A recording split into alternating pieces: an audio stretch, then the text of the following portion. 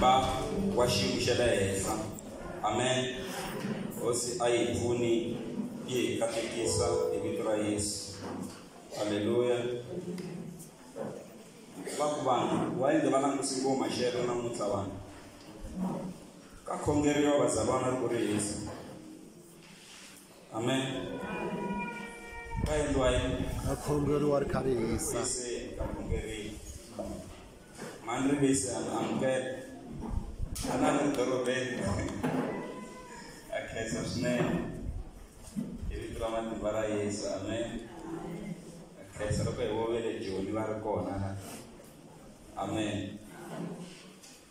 Nyamukelekile namuntlha va tirhela kule xikwembu xi mi xi katekisa hi vito ra Yesu. Amen. Hi lava ku ya kuma rito ra xikwembu xi hi pfuna xi hi katekisa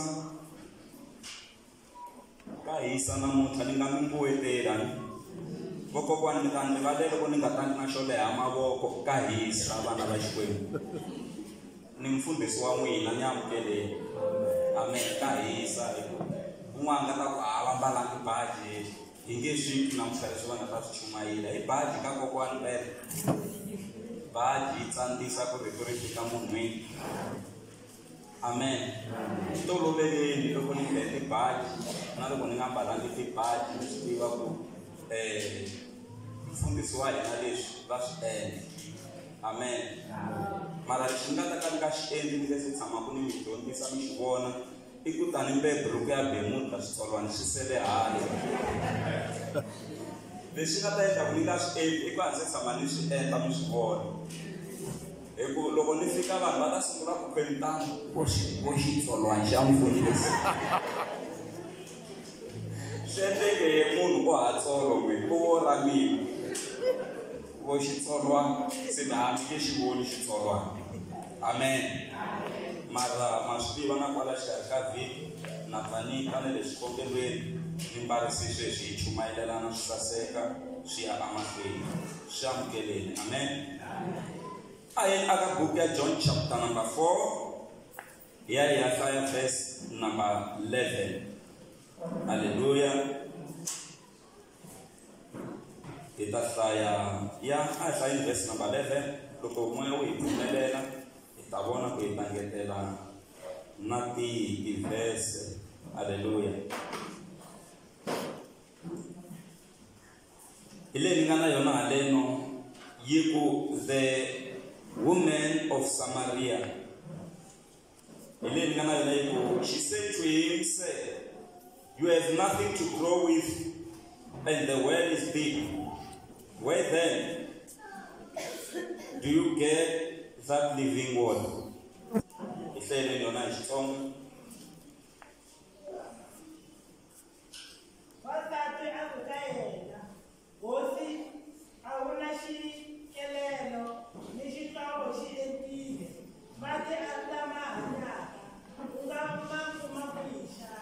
Amen. Man Maria mi hlaye ma hi chavelanyana so. Nga yi hlaye nga yi chava. Wasati a ku eka yena. Hosi a ku na xikelelo ni xihlovo xi entile. Mati lama hanyaka u nga ma kuma kwihi xana? Van'wana va nga yi khoma yi vula ku swin'wana leya khale ya Xitsonga yi ri wasati a ku ka yena hosi a ku na xikelelo xa kuka kambe xihlovo xi entile mati malawa ma pelelaka u nga ma kuma kwihi xana? Amen. A hi pfale matihlo Xikwembu hi pfuni hi kotisi vulavula eka ka swi tshama vulavula eka ka u nga vulavuli anointing a yi teki ndhawu a ku tshemba hi vito ra Yesu. Amen. A hi beleni ku hlayiwa ka rito ra Xikwembu mavoko. He said to him, say, you have nothing to grow with and the well is deep. Where then do you get that living water? Lava ku ya dyondzisa aka siku ra namuntlha ehansi ka nhlokomhaka leyi nge loko ma ha khomi xo ka mati. Amen. Loko Ma khomi xanjhani? Loko Ma. La hleke kona eka buku ya John. John loyi a nga tsala buku leyi I Johana muapostoli. Un'wana loyi a rhandziwa swinene hi Yesu Kreste. Loko vo mutisa va ku I mani mudyondzisiwa loyi a rhandziwa ngopfu hi Yesu, va byeleni ku I Johana. Hi ku loko va tshamini Johana ku vuriwa leswaku a pfumeleriwa no khigetela xifuva xa Yesu. Malava mana va nga pfumeleriwi ku khigetela xifuva xa Yesu. Va langutiseni kwalamu ngopfu n'wina a ta mi pfumelela Yesu ku mi khigetela xifuva xa yena. Yeah. Mara Johana a pfumeleriwa no khigetela xifuva xa Yesu. Siku Yesu a ngete un'wana u ta ni xenga la xikarhi ka n'wina. Vadyondzisiwa lavan'wana hinkwavo va langutisi Johana hi ku Johana a ri kusuhi ngopfu na Yesu. Se a va langusa Johana hi ndlela ya ku a va twa ku Johana u byeriwile ku Johana a ta kota ku va fikisela mahungu ku I mani loyi a nga ta n'wi xenga. Se Johana loyi a ku ri mujuda hi xiviri. Johana loyi a nga tsala buku leya gospel leyi hi nga hlaya ka yona, hi yena a nga tsala na papila ro sungula na papila ra vumbirhi. Mapapila lawa hinkwawo lawaya ma tsariwe hi Johana. Amen. Se Johana loyi Xikwembu xi n'wi tirhisa hi ndlela ya ku a kota na ku ya tsala buku ya hlawutelo. Buku leya yo hetelela Bibeleni yi tsariwe hi yena Johana. Amen. Yi tsariwe hi yena. Lava va nga zama ku lava ku n'wi dlaya, va n'wi tsandzeka, va za va n'wi veka kwexitadeni xa Patmos, a vona swivono, a tsala buku ya Revelation hinkwayo. Se I Johana loyi hi nga hlaya hi yena a nga tsala tibuku teto hinkwato. Papila ro sungula ra vumbirhi na ra vunharhu, buku leya ya hlawutelo plus na buku leya Johana leyi hi yena Johana loyi. Se mi nga kota ku vona ku Xikwembu xi n'wi tirhisi ngopfu. Ni vona ingaku na loko a rhandziwa ngopfu hi Yesu, Yesu a swi tiva ku hi yena a nga ta a tsala le ku heteleleni ku hi mina Alpha na Omega, masungulo na mahetelelo. Hi yena a nga ta goga se a fanele a kuma swihundla leswo tala ku nga swihundla swa mpimo. Amen.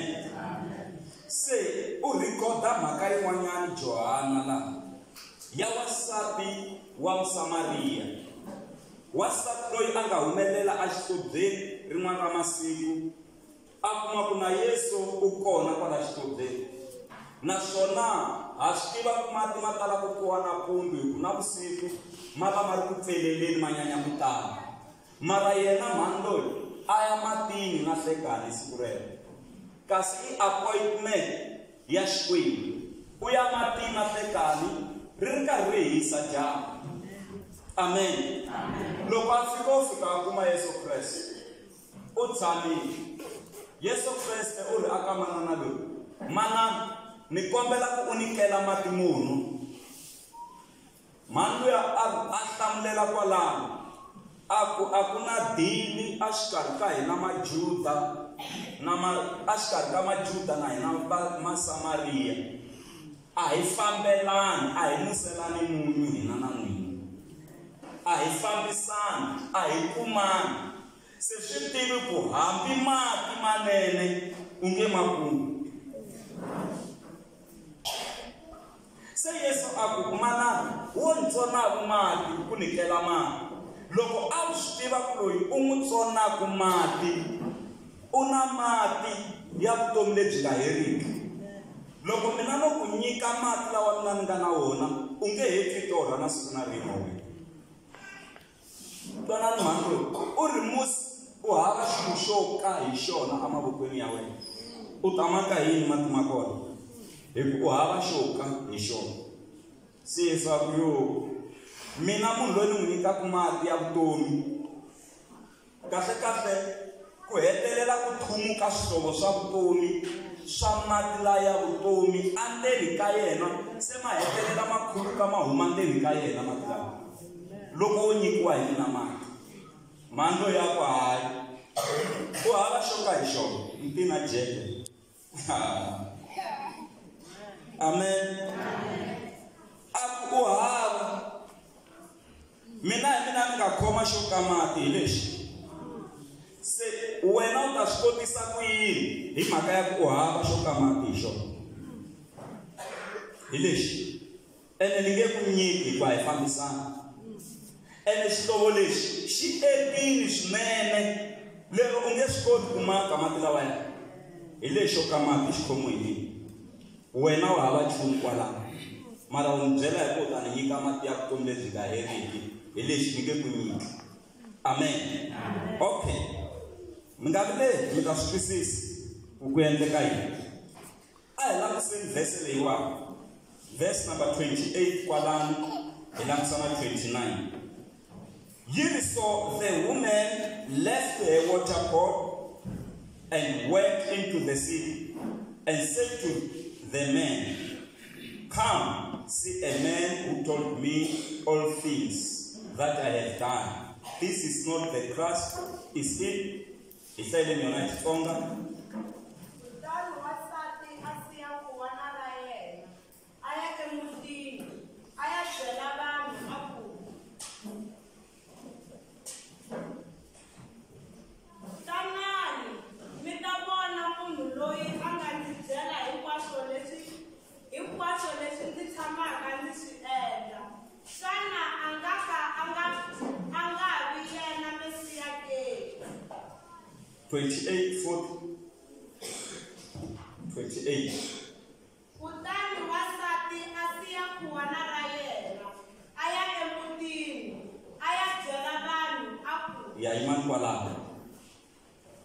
Mina na tshemba na kufumela loko asiya khuwana ra yena na lexi a xi bombisa xo ka mati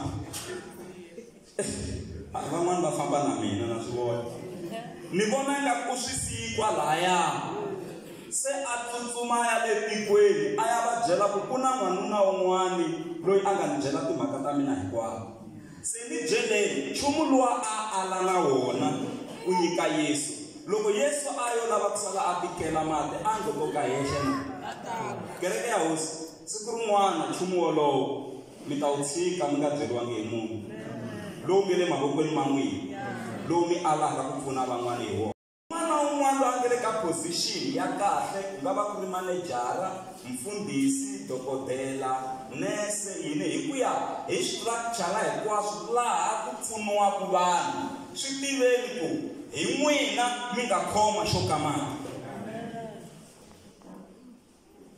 se ndhawu yin'wana na yin'wana loko mi nga pfuni vanhu hi ku ya hi mfanelo ya kona mi ala ku va pfuna kumbe ku va kela mati lawa va ma lavaka hi ku xo ka mati xi khomiwe hi n'wina van'wana lava nga khoma xo ka mati loko ku ri entirhweni u ri loko u lava ku ni ku nghenisa ntirhweni rhanga u disa hi mali yo karhi u ku ni hava a ku a tlakusa xo ka mati a ku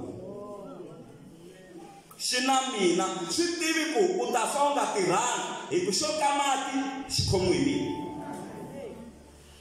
swa lava kun'wani van'wani va hlangana na swiyimo swa ku loko a lava tirho a byeriwa ku rhanga u rhandzana na mina ku sungula hi kona ni nga ta ku nghenisa ntirhweni hi ku xo ka mati xi le mavokweni ya mina amen wa yini se ya ku yisaka se Amen. mi malembe ma mina ka ha ri malembe mo chivachiva chumu lawa hi mhaka ya ku xo ka mati xekini van'wana lava nga le mintirhweni a va nghena nkarhi va tekeriwa advantage hi ku va kumi lava nga khoma xo ka mati se a controla a xi tirhisa hi ndlela yo ka yi nga ri yona loko mi ri papa ndyangwini hi n'wini mi nga khoma xo ka mati mali hi n'wini mi nga khoma xo ka mati mi xi tirhisa swin'we na papa kwala mindyangwini vana va hava xo ka mati hi xona lero i responsibility kumbe vutihlamuleri bya n'wina vatswari ku vona ku lexo ka mati lexi vana xa va tirhela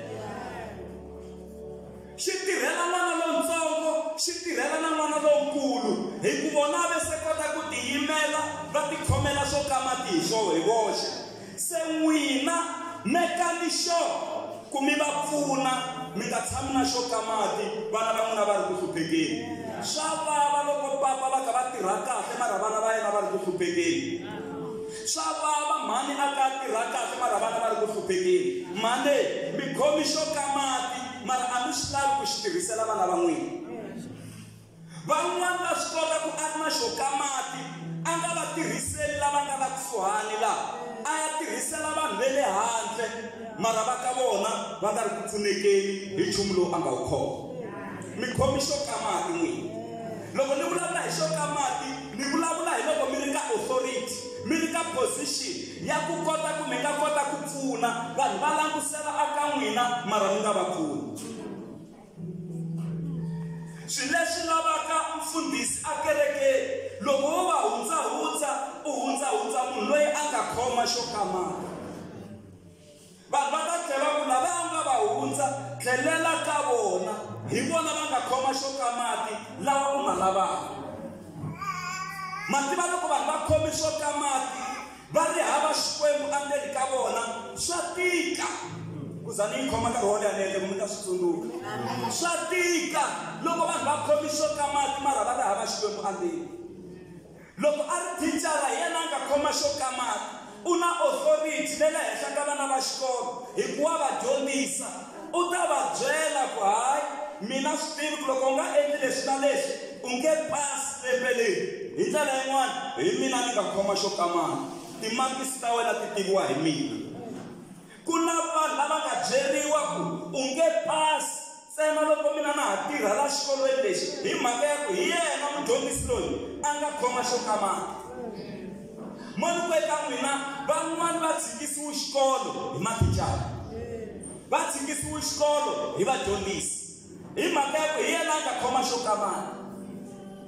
Se hi ku hi yena a nga khoma xo ka mati kun'wana u tlhe a ku chinghela emahlweni ka vana va xikolo, a ku chinghela na hi vusiwana bya ka n'wina. U za u swi twa ku hala swa twa ni tshika xikolo. Why? Hi yena a nga khoma xo ka mati. Munhu loko a khomi xo ka mati wa khola. Munhu loko a khomi xo ka mati u na matimba hinkwawo. Mara langusani va ka hilo lava va khomi xo ka mati malembe lama nga hundza mara namuntlha a va ha ri na swona. Xana va ha khola na? A hi swi tiveni ku xo ka mati ku na nkarhi xi sukaka emavokweni ya n'wina xi ya aka mavoko man'wana. Swa endleka loyi mi n'wi tsonaka ku n'wi pfuna hi xo ka mati aka nkarhi wolowo. Swi tiveni ku xo ka mati swa endleka xi suka xi ya emavokweni ya vana va yena. Ene loko se xi ri emavokweni ya vana va yena lexo ka mati lexi, ku ta va ku ri vona vana va yena lavaya vana va luya mi nga n'wi kholeli. Mi kuma ku loko se va khomi xo ka mati hi vona va fanelaka va thola na vana va n'wina ntirhweni. Hi vona va fanelaka va thola na vatukulu va n'wina. Mara hi ku mi kholi ngopfu le ndzhaku, vatswari va lava se va nga khoma xo ka mati va va byerile history ya leswi nga humelela hi n'wina loko ma ha khomi xo ka mati. Se swi endla ku na vana lava ya se va nge le ka position lava va fanele va pfuna vana va n'wina va nga va pfuni, mara vana va n'wina va ri na maphepha ya ma kahle mo qualify ku va nga nghena ka khampani mara va nga ngheni hi ku papa wa n'wina va kholi ngopfu va ha khomi xo ka mati.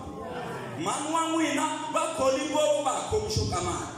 Ku na nkarhi wa ku tirha, ku na nkarhi wo ya pensionini. Loko ma ha tirha xo ka mati xa ha ri mavokweni ya n'wina.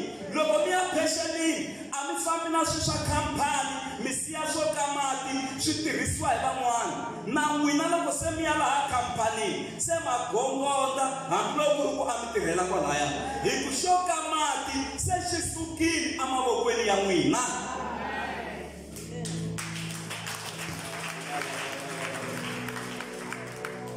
Hi famba swin'we kereke ya hosi yi kona kereke kwalo. Haleluya. Yi kona kereke. Haka a kuma swin'wanyana n'wina sweswi mi nga khoma xo ka mati mi endla yini hi xona? Mi tirha njhani na vanhu lava mi nga na vona hi ku xo ka mati xi le mavokweni ya n'wina.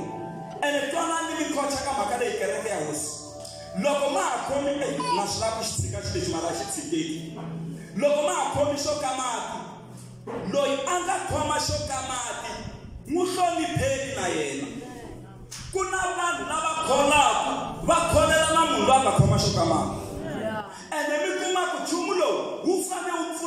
n'wina mara n'wina a mi swi koti ku nchumu lowu fanele wu pfuna n'wina.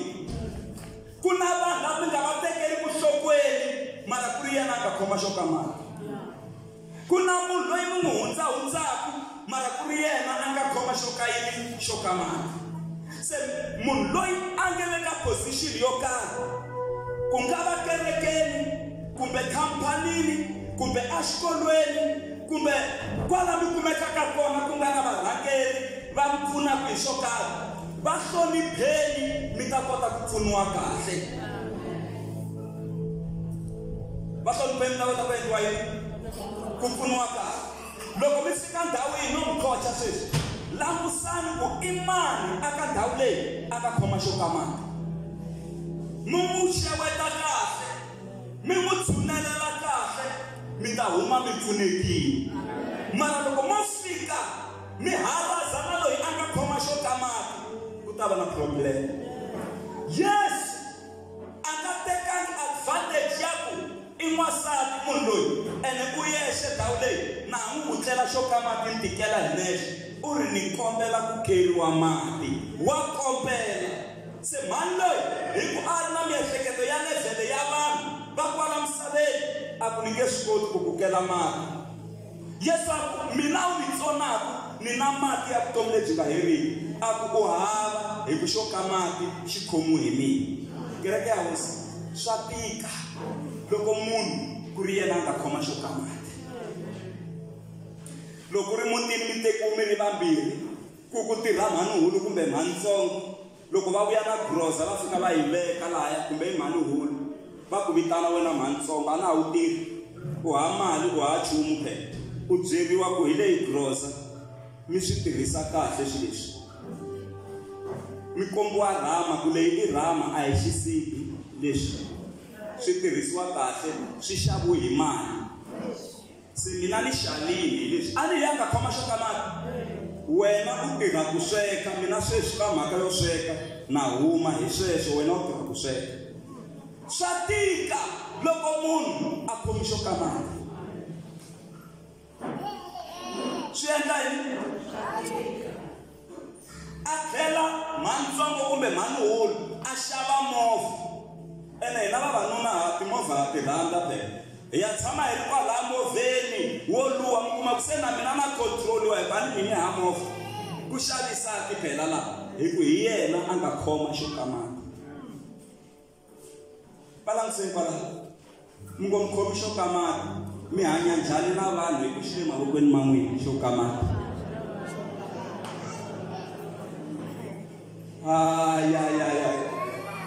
Loko u ri ka ndhawu leyi u nga na matimba ya ku u nga nghenisa na vanhu atirhweni, va nghenisi hi wena u nga khoma xo ka mati. U le ku endleni ka investment generation to generation. Loko wa ha khomi xo ka mati tirha. Loko na ha khomi xo ka mati tanihi mfundhisi ni fanele ni tirha hi ndlela leyi ya ku produce-eka na vafundhisi van'wanyana. Ni nga khomi xo ka mati ni ri nexe xi tirhela mina, xi tirhela na vana va mina, swi helela kwalaya a swi tirheli na lava va nga la tlhelo laha. Haleluya! A swi tirheli na lava nga la tlhelo hi xo ka mati xi khomiwe hi mina, a ku pfuneki na lava nga la kusuhani. Mara munhu u khome ku xo ka mati xi na mina, wena u hava mavokweni ya wena, xi khomiwe hi mina, a wu na nchumu. Cup yi na mina le, cup yi khomiwe hi mina le, cup yi le mavokweni ma mina, mara a nge le ku yi tirhiseni. Mara loko Yesu a sungula ku vulavula na mhani loyi, a swi twa ku leswi Yesu a swi vulaku se swi ba na yena mhani loyi, swi ba na swa vutomi bya yena, swi khumba na lomu a ri na ti-problem. A swi twa ku no ina xo ka mati xi le mavokweni ma mina, mara a xi ni pfunangi xi lexi. I khale ni ri na xona, loyi a nga ta ni pfuna hi loyi a ta ku na marito a tlhela a profeta vutomi bya mina. A xi tshika xo ka mati, a tshika na khuwana, a tsutsuma a ya byela van'wani ku va ta pfuneka, ku ku na un'wana a nga na matimba ku tlula loyi a nga khoma xo ka mati. yena lexi anga na xona a xi voniwi hi matihlo manyama mara a xi moyeni u na nchumu wun'wana lowu wa ku mati ma kona loko u ma nwa u kuma vutomi lebyi nga heriki. Mani loyi a vitana lavo tala va ta va fika va twa Xikwembu ku ponisiwa lavo tala. Mani loyi a hundzuka muvhangeri wa matimba a sungula ku pfuna vanhu a swi twa ku loko munhu a khomi xo ka mati u fane a kela na van'wanyana. Loko munhu a kumi mahungu lamanene u fane a byela na van'wana. Loko munhu a kumi swa kahle u fane a pfuna na van'wana. Loko van'wana va ka hina hava ka ndhawu yin'wana ya kahle mara hi ku hi khomi xo ka mati hi relaxa ku tlula mpimo hi ku hi khomi xo ka mati. Haleluya.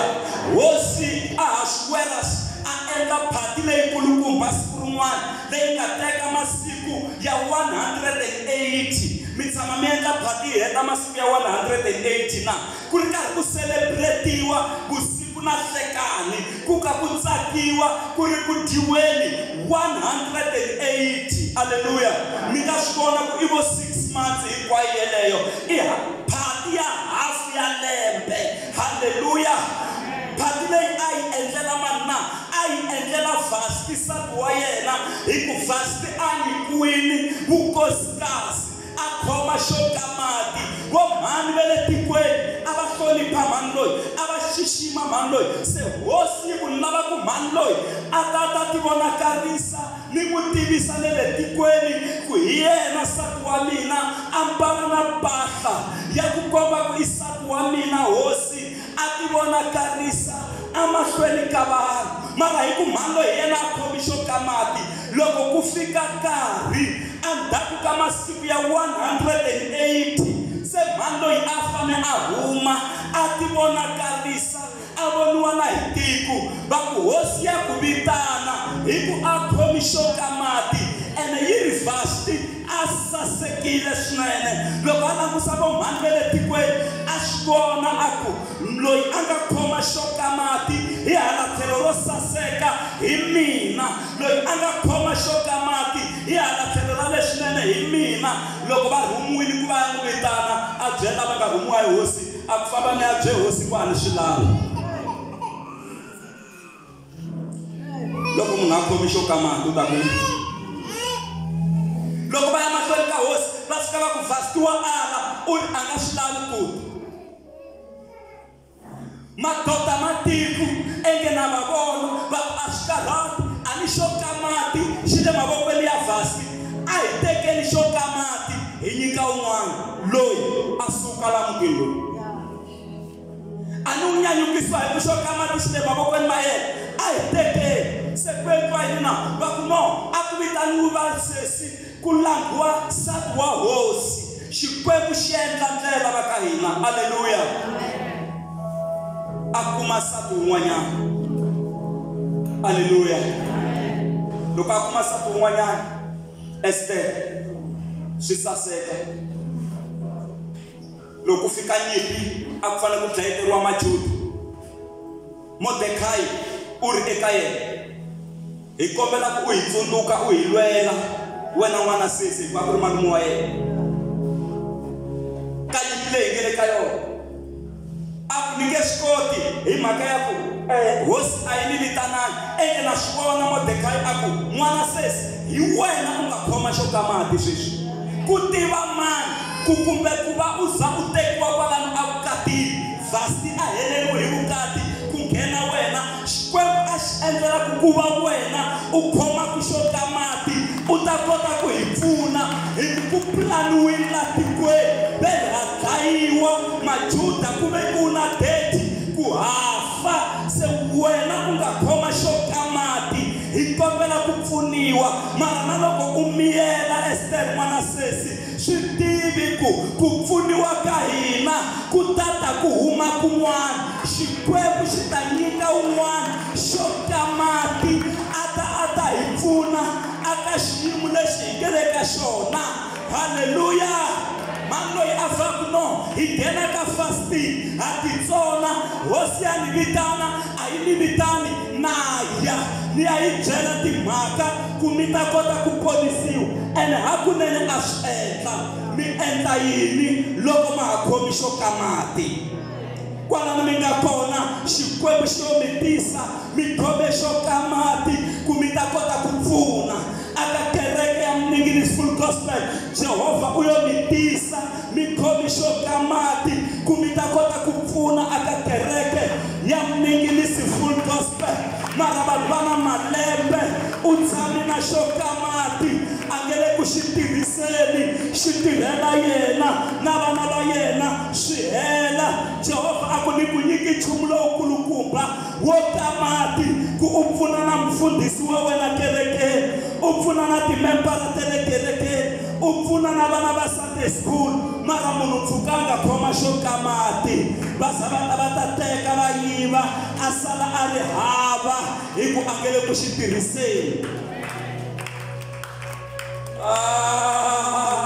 va nga lava ku hi ta swi tirhisa xo ka mati mfundhisi Mashava xo ka mati lexi ni vulavulaka hi xona i nyiko leyi mi nga na yona leyi xikwembu xi nga mi nyika yona leyi nga ta tlakula ntirho wa xikwembu leyi nga ta tisa ku cinca van'wani va tshamini na tinyiko ta ku yimbelela u ala ku hi lomba xo ka mati van'wani va tshamini na tinyiko ta ku tirhela mi le ku aleni ku hi nyika xo ka mati xi le mavokweni ma n'wina mara a xi le ku tirheni a xi le ku endleni ka ntirho wa xona denja ya kona siku rin'wana mi ta xi tshika mi xi siya xo ka mati mi nga byeriwangi hi munhu mi tlhe mi famba mi xi siya van'wani va fika va xi teka na ku tshemba na ku pfumela ku loko u va siya xo ka mati xitlobyeni ku fika munhu loyi a nga ri havaku xo ka mati u teka xona a ka hi xona hambi a nga swi tivi ku i xa mani va ka hina loko hi nga tirhisi leswi hi nga nyikiwa swona hi xikwembu swi ta tirhisiwa hi vamatiko swi benefita vamatiko hina hi hlupheka hi ku a hi wu tivi nkoka wa xo ka mati lexi hi nga nyikiwa hi xikwembu kereke ya hosi mi endla yini loko xo ka mati xa ha ri emavokweni ma n'wina mi endla yini loko xo ka mati xi ri mavokweni ya vana va n'wina mi endla yini loko xo ka mati xi ri mavokweni ya vatukulu va n'wina loko xo ka mati xi ri mavokweni ya vana kumbe vatukulu va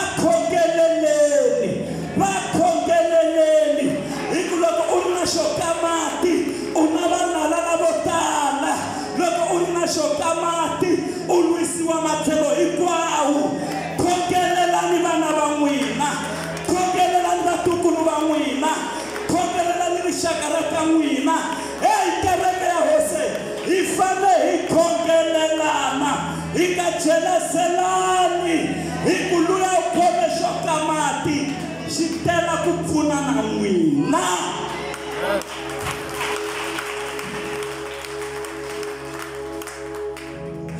na n'wina xo ka mati Yesu a ku na mati ya vutomi lebyi nga heriki mani loyi a pfuneka a kota ku swi twisisa ku loko xikwembu xi ku nyiki matimba pfuna na van'wanyana hi nkarhi wolowo swi nga heleli amoyeni endla swin'wana swa matiko aleluya muxelo ka humesa vana va Israyele Egypt swi vula ku xo ka mati se a xi ri mavokweni ma yena kwala ndleleni a fika a nga yingisi leswi xikwembu a xi lava swona xo ka mati xi tekiwa va byele kwalamu ko xa tekiwa xo ka mati ivi xi tekiwa xi nyikiwa Joshua a byeriwa ku Joshua khapu se yi khomiwe hi wena sweswi a ku wena u nghenisaka vana va Israyele a tikweni ra Kanani ma yi khomini n'wina khapu yo ka mati na kwala vuton'wini kumbe se yi tekiwini ya ha ri kona kereke ya hosi Yes, amen. kwala a hi ti thapa wehe makaya ti veketeriwile henhla leti tele ti yimela siku ra tiko phela va ka thapa wehe a va yimanga vele ku design ka tupperware ta nyuwana ta tintshwa u ta ku loko ku phaphara ku lava ku tirhisa tupperware liya u kuma ku se yi heleriwile vanhu se va hleka ku ma ha ri komba ti-tupperware lama so ende ku tiseni ka message wun'wana kwalaho swilo leswi mi nga na swona haka swi ya tirhanini hi ku vele ku design swilo swi le ku cinceni ene kun'wana swi endlela mitwele swa ha tiyini a mi swi va ku xilo xa expire xi tshamile phela mi nga yi xava tangu mi fika mi yi veka mi nga yi mbali endzhaku ka 2 years kumbe 3 years loko mi yi khoma yi ku botobotobotoboto tangu yi hela matimba yi nga mbariwanga loko xikwembu xi hi nyika swo hi nyika a hi swi tirhiseni ku nghena swin'wana xikwembu xi lava xi ku xi hi pfuna hi ya hi tlangamuka hi upgrade swi saseka swi va kahle mara malembe walawo munhu a nga khoma jeke yeliya yo kamati wa ha khomisi sweswiya a nga lavi ku cinca loko nchumu lowo kamati u ku wu tirhisa ku fika laha se u ta ku na miehleketo yintshwa ku no ni fanele ni upgrade xi lexi ku ni kuma nchumu wa so loko se nyika u ta kota ku kamati matele ku lexi ni kelela ko tala xi karhalisa na voko mara mi ta swi tiva njhani ku xi fanele xi cinciwa lexi hi ku na ku xi tirhisa mi le ku xi tirhiseni loko ma ha khomi xo kamati loko ni vulavula hi xo kamati ni vulavula hi loko ma ka ha lawula n'wina matimba ma ha ri emavokweni ma n'wina aleluya loko ma ha khomi xo kamati a hi zameni hi nga onheteli loko ha khomi xo endla yini xo kamati na loko se hi ya ti-pensionini ni vulavula mina ngopfungopfu ku fanele hi nga tirha kona van'wana loko va sa va tirha va swi vona ku foundation va hi endlelini vakulukumba lava nga hundzana mara kuma ku xo kamata xi nga ri ku tirheni a hi tekeni miehleketo hi nisa ya khongela hi tlhelela emakaya nchumu lowu kamati lowu nge le mavokweni ma n'wina ni vulavula hi vuswikoti lebyi mi nga na byona matimba lawa mi nga na wona nchumu lowu mi nga na wona wu nga kotaka ku pfuna van'wanyana wa swi kota ku pfuna na vamakhelwani va n'wina na ni vulava akelani kwalaha mi tshamaka kona nchumu wolowo kamati hi wona wa swi kota ku pfuna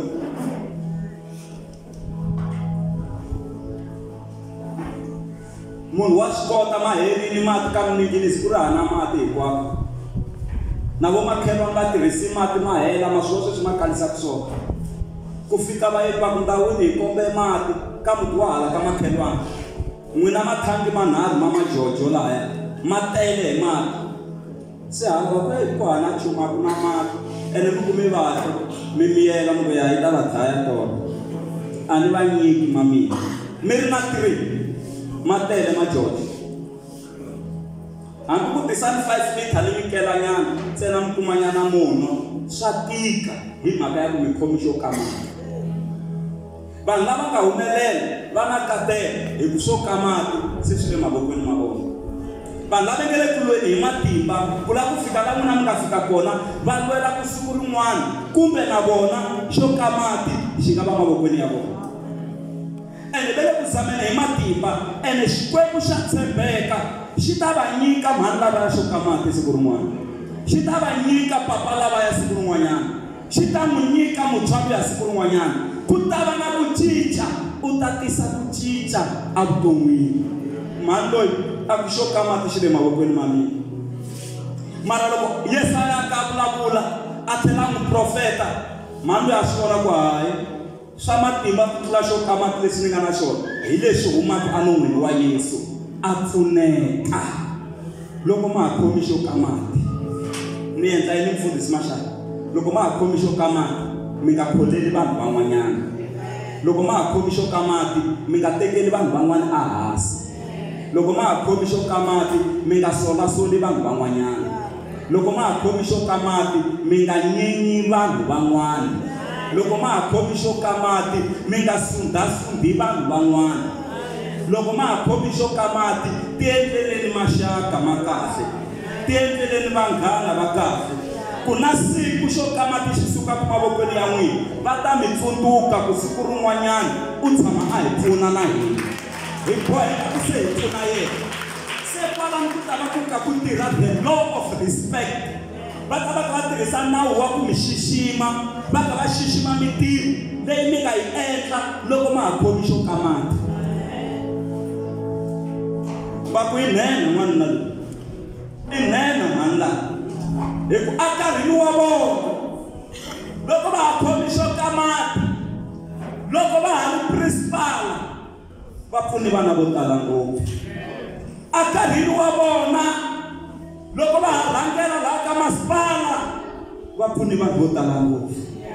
Akarhini wa vona loko va ha fambisa kereke liya va pfuni vana vo tala ngopfu. Se munhu wo fana na loyi a nga rivaleki. Ni twa Davhida ku ni vile lontshwa, sweswi se ni dyuharile, a ni se tshama ni vona n'wana wa lowo lulama. Hi ndlela yin'wana a ni se tshama ni vona n'wana wa loyi a nga khoma xo ka mati lexi a xi tirhiselaka na vanhu van'wana. Va famba va kopela swakudya kumbe va famba va dya na dustbin.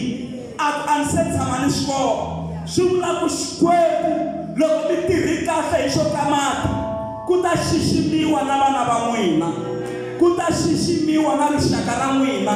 Hikwalaho ka n'wina a mi swi endleli n'wina ntsena, mi swi endlela na generation to come, mi swi endlela na rixaka leri taka. Loko ma ha khomi xo ka mati xi tirhiseni kahle, xi tirhiseni kahle.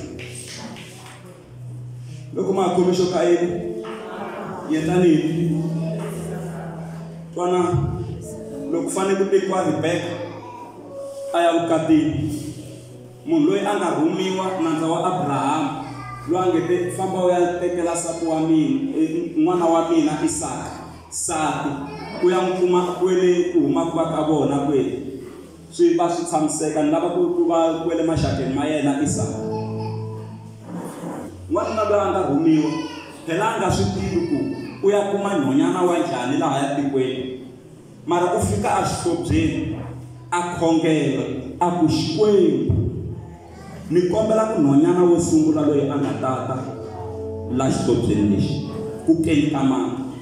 Loko ni n'wi byela ku a ni nyiki mati, a ni keli mati ni nwa, a pfumela. Ivi ni tlhela ni n'wi kombela ku akela na tikamela ti nwa, a pfumela. Swi vula ku hi yena loyi a fanelaka a tekiwa a ya nsati wa Isaka. Hakunene nhonyana loyi a humelela a xihlobyeni, kasi hi yena loko a fika papa luya u ri sesi ni kombela ku nyikela mati. Swo ka mati a swi ri mavokweni ya yena Rebecca. Loko a ku ya ka mati a ku ho ni kombela ku loko u heta ku nyikela mati muni, hi yena Rebecca. Twanana ya u ri ni kombela ku u nyikela mati. Loko a ya ka mati hi yena Rebecca a tlhela ka vula ku ni ta kela na tikamela ta wena leti hinkwato. And i xikhongelo xa luya lexi a ka xi vula.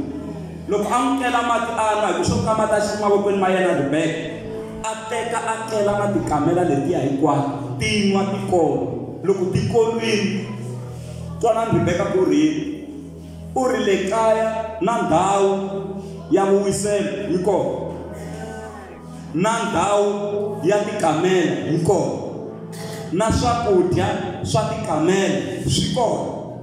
Papa loyi a vha swi twa ku loyi hi yena loyi swa mampela, a vha humesa swingwavila swa ku hlunga ku hayi wena wa famba wena, famba a komba vatswari va wena, ivi va amukeriwa ku lunghisiwa. Hi leswi Rebecca a nga tekisiwa swona a ya vukatini, leswi ka endla ku a wina vukati a nga alangi na xo ka mati amavokweni ma yena, a nga alangi Rebecca.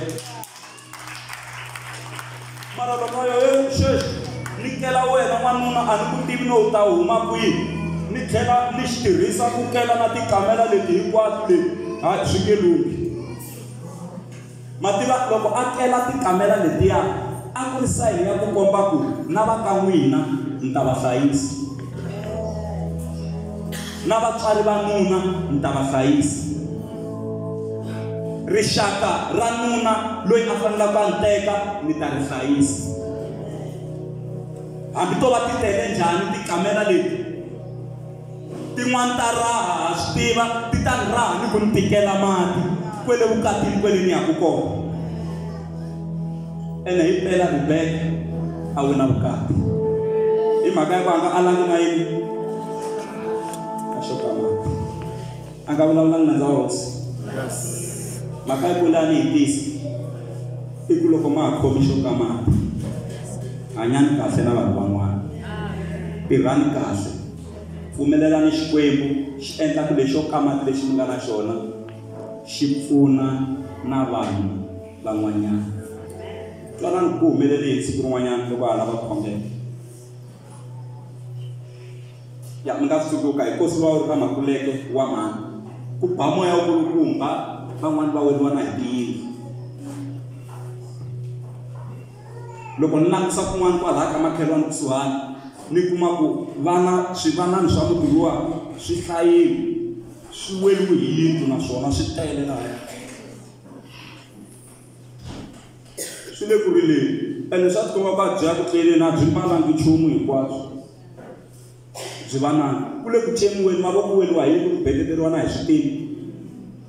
Mhani na vona kumbe kokwani wa kona na vona swi va bini swina, na vona va twa ku vava. Loko ni langutisa ni kuma ku swilo swi hahlukelini na swin'wana kwalaha kaya laha ka hina swi hahahini, mara ni ya kuma ku laha mugangeni ka nkarhi wolowo hi mina nga khoma xo kamati, hi mina nga na movha le luwa wutsongo luwa.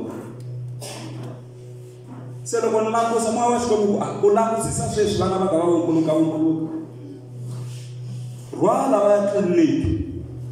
Loko ni langusa movha wa mina, mbilu yin'wana yi ku a ku wutsongo movha lowu, ve nge ringani va tele ngopfu, famba u hambana na swona. Mani swi lava hi ndlela yin'wana mashava hi wona nga khoma xo kamati sweswi ka xiyimo lexi. Hi byi teketela, hi byi ngenisetela, byi manyana byin'wana byi tlakulana byi tala kwalaya. Hi ya tliliniki, a tliliniki va fika hi pfarini a hi le ku tirheni. Byi vananga byi le ku rileni, byi gadeteriwile. Se ku humelela yini? Ni va yisa kaya, se ni boheka kusuka ka Makuleke, se ni fanele va tisa ka Malamulele. Se ni rhwala ni tisa ka Malamulele. Loko ni fika va hlamala vanhu, ku fika vana nge swi gama tshuka, swi mbalangi nchumu, swi le ku rileni, swi le ku cemeteleni. Va byi teka loko va ku se ni hlamuseta leswi nga humelela. Loko va byi chekacheka va kuma ku xin'wana nenge wu tshovekile, byi tshovekile hi lero se swi sungula ku pfuniwa, ivi vana lava va hetelela va pfuneka. Sweswi va famba kahle, swi sasekile, swi kahle. Ni vula ku loko no hlangana na vona siku rin'wana, ni vula ku ve nge swi tsundzuki ku mfundhisi lowu tshama hi pfuna ngopfu. Hi ku loko a xi yo tlela nenge wu tshovekile, a mi ta kuma ngati kun'wana yi nga fambi swona xi za xi timeka, mara xi koti ku pona. Loko u ri na xo kamati wa swi kota ku pfuna vanhu van'wana. Nchumu wun'wana na wun'wana lowu mi ta kota ku pfuna vanhu van'wana, mi khomi xo kamati n'wina, mi khomi xo endla yini xo kamati. Siku rin'wana hi ta ni ri na xo kamati, ni kuma n'wana na un'wana a karhile a patwini, a ri ka patu leri a ni jike eka rona a kaya tlhelo ra lomu ni yaku kona, a ri ku rileni, ku rila kunene a boxa man'wana a ri ku rileni. Se loko ni endlenge na yima ni ku hayi na famba, ni rivhesa nyana ni lava ku twa ku u rila hi mani na loyi. Se ku ta miehleketo yo hi lava vo tlela byaleni lava tithaveleni, hi ta famba ni ku mpho ni famba. Loko ni fika kaya ni nge se tshama na timinetse tingana ko fika vanhu kwalaha kaya va ku hi rhumiwile. Papa leri hi ta mi byela ku ku na kosi le kaya, se mita a va lava ku mi ta va pfuna. I papa mani va hlamuseta ni va tivi. Loko ni fika ni kuma ku n'wana na loyi a nga n'wi hita patwini a karhila, hi ya nga loveriwa hi n'wana.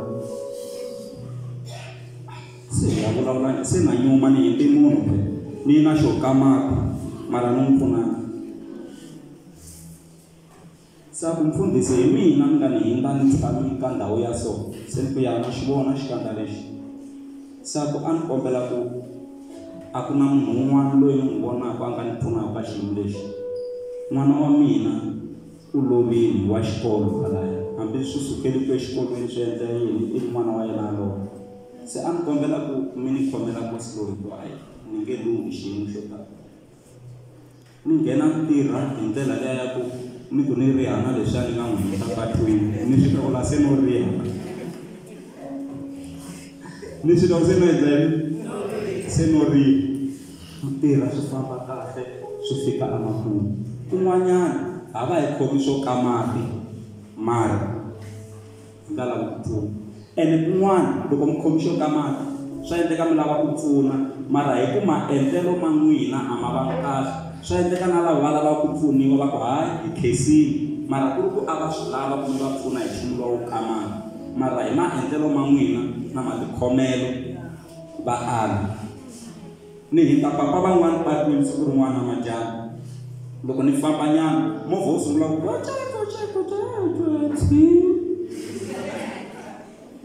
a xixi movha wa ha famba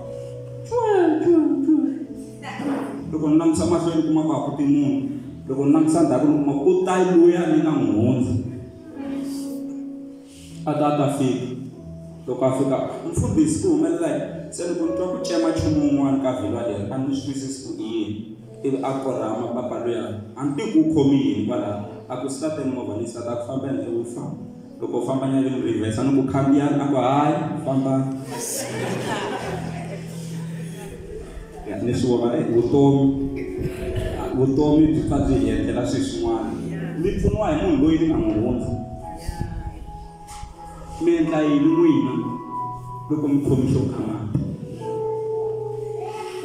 Mi endla yini? Van'wana hi yo rivala a ni swi tsundzuki va tshama va n'wi pfuna ngopfu lavaya laha kaya. Mi ri hava xo ka mati va endla ndlela swi tshamiseka swin'wana mara mi rivele total. Eske ni phela hina hi vitanele ku dyondzisa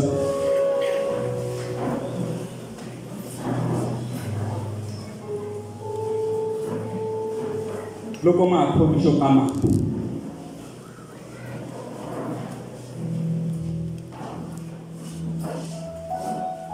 A ni swi lavi ku loko se ni ya pensionini va ku enkarhini wa vo manimani aya vanhu a va khola ngopfu tliliniki liya xibedhlele lexiya a mi nga ta ku nghena nkarhi na wo ximanimani va ka va vula na n'wina phela hi mhaka ya ku nkarhini wan'we loko ma ha khomi swo ka mati a mi nga swi tirhisi hi ndlela ya kahle.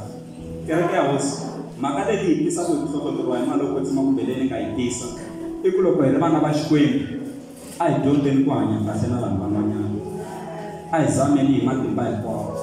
Van'wana a va hanyeki mara a hi va tholaveteni na vona hi va kondelela hi hanya na vona laha hi fanelaka hi va pfuna swilo swi kota ku saseka. Hi famba swin'we kereke ya hosi Xikwembu a xi hi pfuni xi hi katekisa. Un'wana a yi xibedhlele xa Giyani siku rin'wana a hlangana na dokodela rin'wana a fanele n'wi pfuna. Se loko a ka a n'wi vutisa a swi twa ku munhu loyi na mina wa ni tiva ni mfundhisi wa yena. Se dokodela leri a ri ku mfundhisi mashava phela hi vona va nga hi kurisa ka swa Xikwembu. Se leswi munhu loyi a nga treatisiwa swona hi mhaka ya ku a treatiwa na hi mhaka ya ku mina na tiviwa hi dokodela leriya u pfuneki kahle ngopfu. Ni vona ingaku loko ku ri ku xigulana xi phameliwa nyama yin'we a va byeriwa ku phamela ntluku kwala mi nyika munhu yoloyo hi mhaka ya ku dokodela ri kurisiwe hi mfundhisi Mashava. Se swi vula ku mina ku va ni hanya kahle na vanhu van'wana swi ya endla ku na n'wi timembara ta laha kerekeni laha mi fambaka kona vanhu va mi khoma kahle. Mara loko no hanya hasahasa vanhu van'wana loko va twa ku n'wi mi timembara mi le hansi ka mina va ta mi khoma ku vava hi ndlela ya ku rihisela leswi mina ni nga va endlela swona tanihi mutswari wa n'wina wa ximoya. Lava hi ya kombela eka ka hina sweswi hi ya kombela Xikwembu loko na ha kumi nchumu lowu fanelaka ku kota ku pfuna vanhu, ni pfuni Xikwembu ni pfuna hi ndlela ya kahle, hi ndlela leyi fanelaka. A hi kombeleni Xikwembu ka hina, a hi vuleni swin'wana mahlweni ka Xikwembu, a hi kombeleni Xikwembu ka hina. Xikwembu xa hina u lulamile, ku kwetsimile emasikwini mikarhi, a nga kona la fanaka na wena. Hi vito ra matimba ra Yesu Kreste wa Nazareta, Jehovha va va na Xikwembu xa hina, hi pfuni ku loko xo ka mati xa ha ri emavokweni ma hina, hi endla swilo leswi nga ta kota ku pfuna rixaka, hi pfuna na vanhu lava nga le kusuhani, hi hanya kahle na vanhu van'wanyana. Hosi ya matimba ha khongela hi vito ra Yesu Kreste wa Nazareta, ndhawu yin'wana na yin'wana Xikwembu u nyika munhu xo ka mati hi ndlela ya tinyiko ta ku hambanahambana leti wena u nyikaka vanhu Xikwembu xa mina, leswaku va kota ku pfuna vanhu van'wana vutomi byi kota ku ya emahlweni. Na khongela sweswi hi vito ra matimba ra Yesu Kreste, Jehovha ma va ka Xikwembu na declare tintswalo ni rirhandzu hinkwavo lava nga khoma swo ka mati, lawa ma fanelaka ku pfuna vanhu kumbe timembara ta kereke leyi ya ka Minginisi Full Gospel, a va va pfuni hi ndlela ya kahle. Na khongela sweswi hi vito ra matimba ra Yesu Kreste, va nga hlupheki lava fambaka kona, va nga xaniseki lava fambaka kona hi mhaka ya va hlangana na vanhu lava nga khoma swo ka mati, kona swin'wana swa swona va ri hava. Na khongela hi vito ra Yesu Kreste leswaku Jehovha mavabyi u hi pfuna, u hi tlandlamuxa hi kula na hina, u hi endla swo ka mati hi va na swona, vutomi byi ta kota ku ya emahlweni. Na ku tshemba Xikwembu xa le tilweni a nga kona la fanaka na wena. Hi vito ra matimba ra Yesu Kreste wa Nazareta, tintswalo rirhandzu matimba a swi teki ndhawu. I pray Almighty God in the wonderful name of Jesus. A ku tshemba hi vito ra Yesu. Amen. A hi pendeni Xikwembu xa hina mavoko.